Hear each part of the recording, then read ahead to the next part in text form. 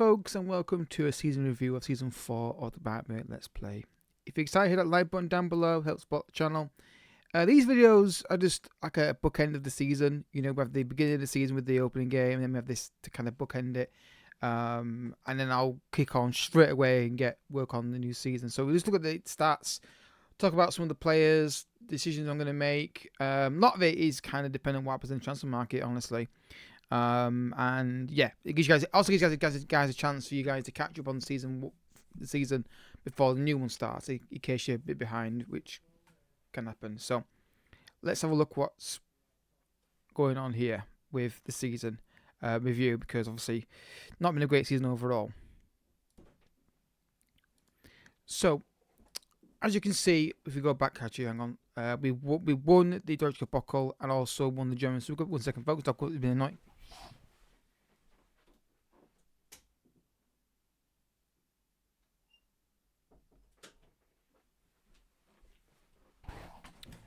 My apologies. Yeah, so we won the German Super Cup, but also Deutsche Pokal saved the season at the end with that really bad run of form. So the arrivals were kind of, I think the main one that stands out as the best one was obviously was Gyökeres. 28 goals this season, fantastic. Everyone else was kind of like, Savage, a big mistake. Cancelo did alright, he's a rotational player. Simon came in as a backup goalkeeper. Diamande came in, did really well, I think. They gave him the signing of the season, I think. He was one of the best signings. I think Diamande was really solid in defence, played a lot of games, didn't really notice massive areas from him. Jonathan Tah came in just as an option, who will probably leave the club in the summer. They've given the best rating to Simon. I think he's going to be a decent goalkeeper going forward, but whether he'll start, I don't know yet. But I think Science's got to be Gyökeres, because we weren't scoring goals last season at all in front of goal, with from striker at least, and then we put him up front and we suddenly find them. So yeah, so this season results, as you can see, they gave us an E. We just fell apart towards the end. It was a really bad run of form. Everyone just stopped scoring, and that we weren't conceding many goals, but we just stopped finding finishers, and that was the problem. Honestly, you look back here. Look, there it is. Look, those three results there can't happen, and this form here from like Dortmund, Bochum, Stuttgart and Leipzig can't happen, and that's what did it. It was fine margins to go, really. And the draws we had, look at the draws we've had this season. Like Dortmund, okay, that can happen. Dortmund a good side, but Schalke, Stuttgart, Bochum, we can't be drawing those games. And that, look at the goals: 1 goal conceded, 1 goal scored. A lot of them are like that. It's not down to conceding goals. It was down to just the forward line stop scoring. You know, it's not like it was like 3-3. We're scoring goals, couldn't keep them out. It was literally we just couldn't put the ball back in the net in those games, and that's what happened. I mean, obviously down the bottom here, like these games here against Schalke and Hoffenheim don't really matter because the season's always done anyway. But it's that from Werder Bremen down to like Stuttgart, that those draws can't happen. Undefeated Gladbach can't happen either. But yeah, that's what happened there. Champions League, beaten by Tottenham. That was really, really poor. But Tottenham got to the final. And it was a bit better in Champions League this season. But again, the big games, we just don't turn up in them. But we did beat the lesser teams. Tottenham, again, it wasn't down to their quality. It was down to our finishing. We had so many chances, especially in that second leg. We were a better team. We just couldn't find that second goal. Then they won. They had one bit of quality in one moment. And then that was it. It was over. Deutsche Pokal, though, but it proves we can do it. We beat both Leipzig and Dortmund to win it.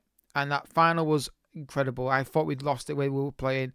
But then Lukaku scores against his former club to win it for us. Spoiler alert. But yeah, it was good to see. There was 2 results there that shows there was something there. But again, not great performances. But in the final against Dortmund, you just want to win the final, don't you, really? Super Cup, beat Dortmund again through. So we can win these games. We can't win them consistently, though, and that was the problem. So moments to remember.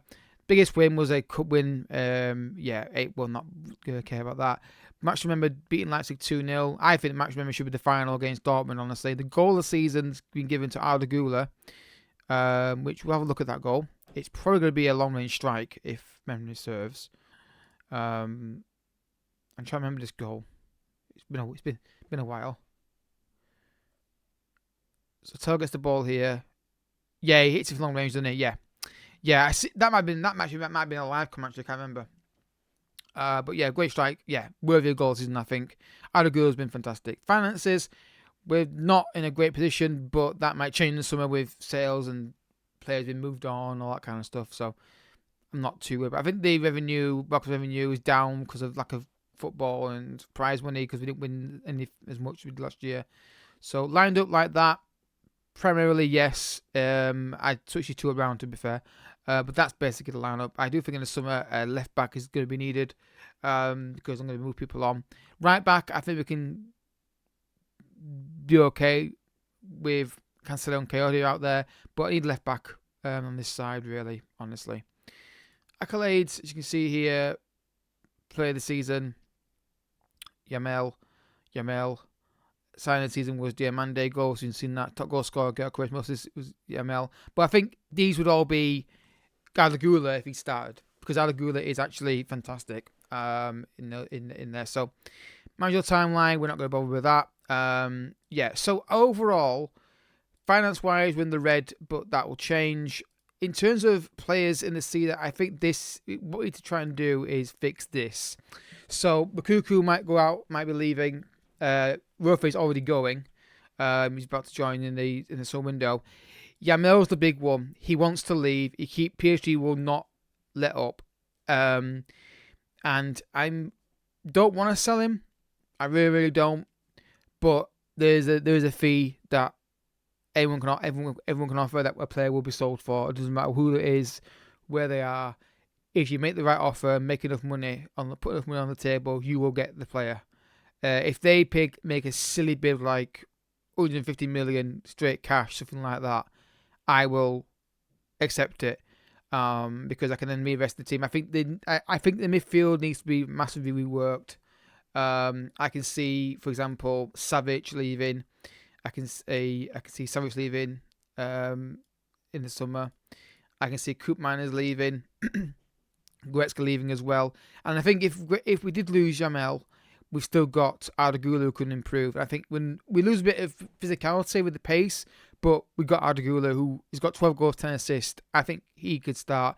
Also, him and the team will hit up with our corner kicks essentially and free kicks as well. So it's not a bad replacement if we have to go with that direction. And what I would do accordingly would be to buy a young Cam to replace Yamel's position. So Yamel leaves, Gula goes into that starting role, and then bring somebody else in.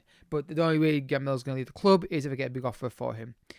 The striker situation is fine. Gyökeres, I think, will be the main striker, but I do feel like we need to bring someone else who's equal quality to compete and rotate. So we've got options on the bench if it's not working out.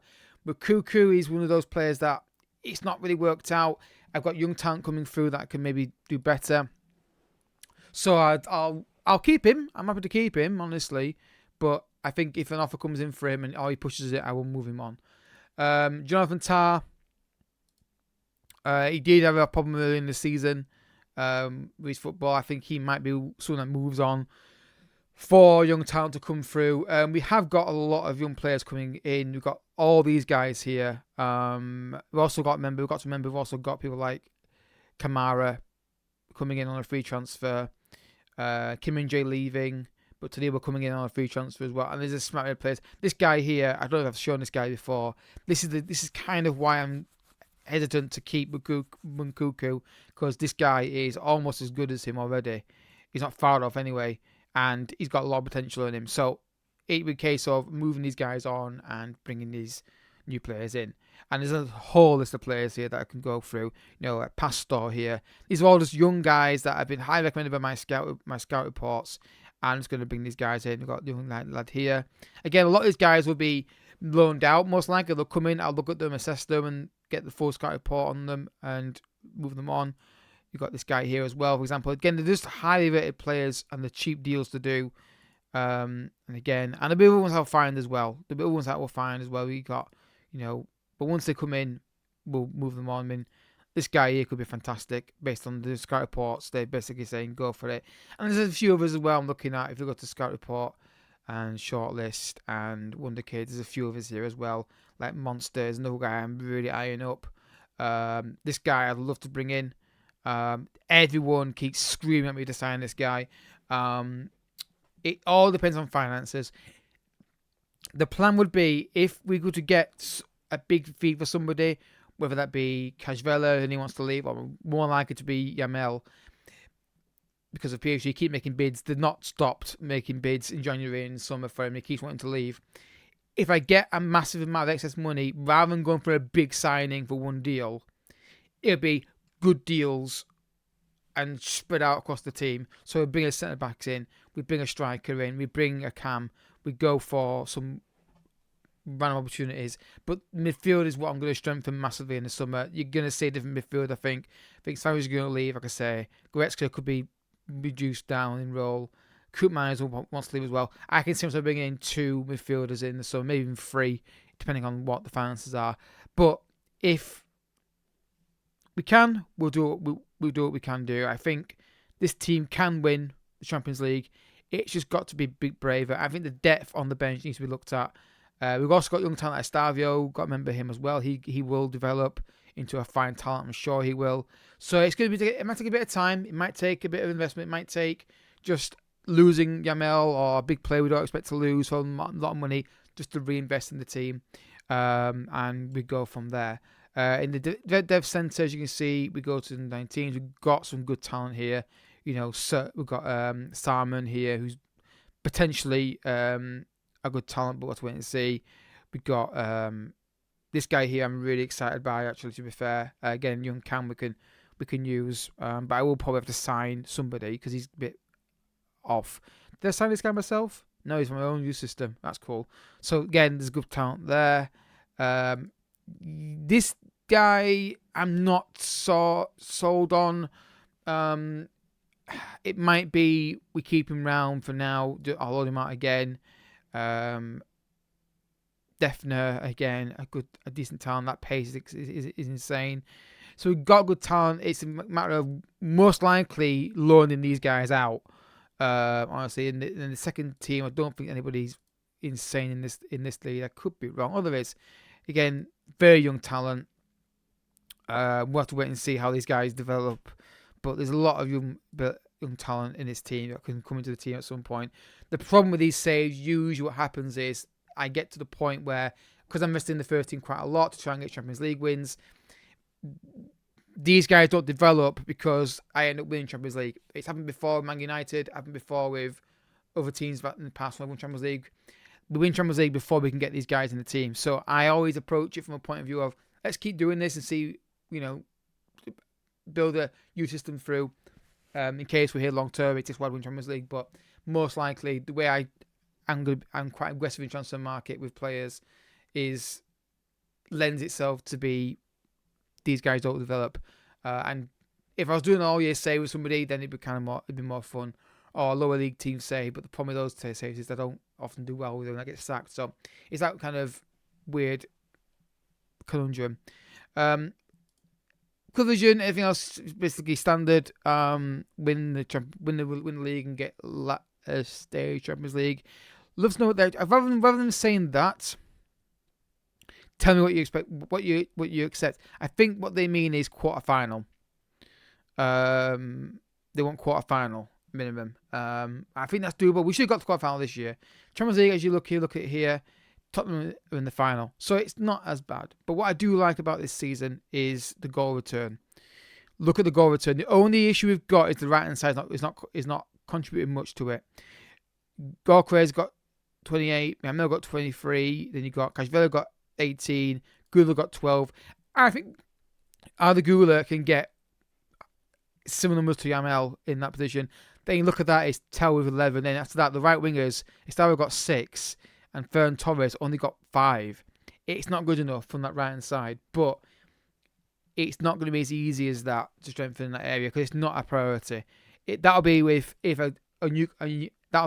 a unique opportunity comes up, or I've got excess money and I can go and bring somebody in. But I'm happy with one position I'm happy with is our attacking side. It's just going to be adding different quality in there. Maybe adding like a better striker to rotate with them. Rotate with Gokres. I mean, if you look at the players in focus, for example, and if I go to, make sure I get this right.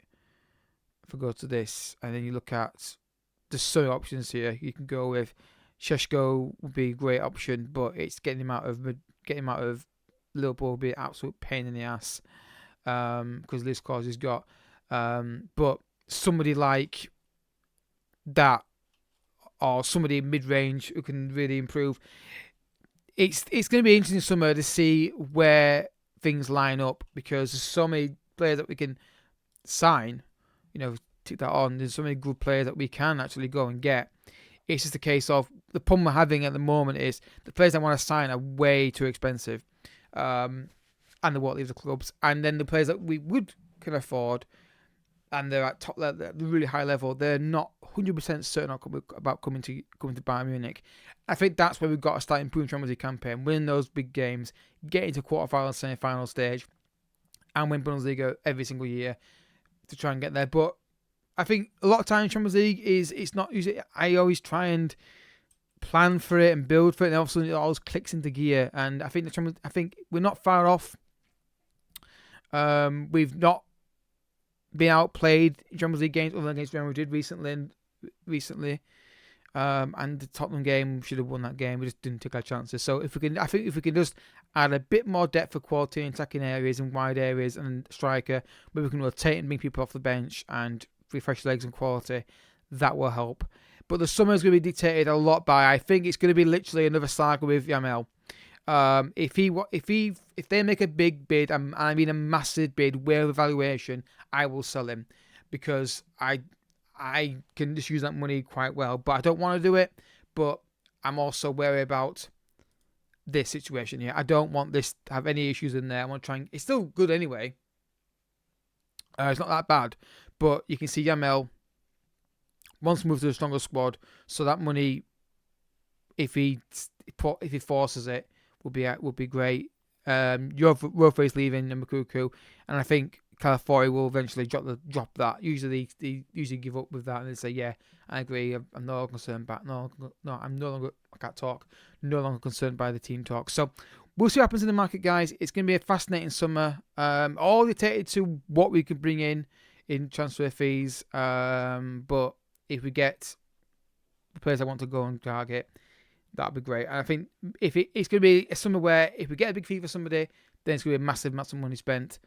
If we don't get that, it's going to be bringing youth players in and tweaking the squad slightly and just adding a bit even there.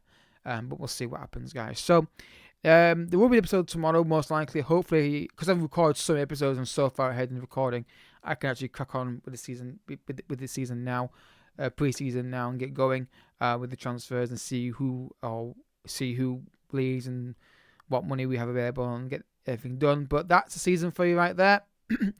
Only thing missing was a bit better. Performance in the league, and it wouldn't have been as terrible. That Champions League game it's still very annoying, but we'll see. Anyway, guys, if you have enjoyed, hit the like button down below. Subscribe if you're new as well, and I'll catch you guys all in the next video. But until next time, thank you so much for watching. Bye bye.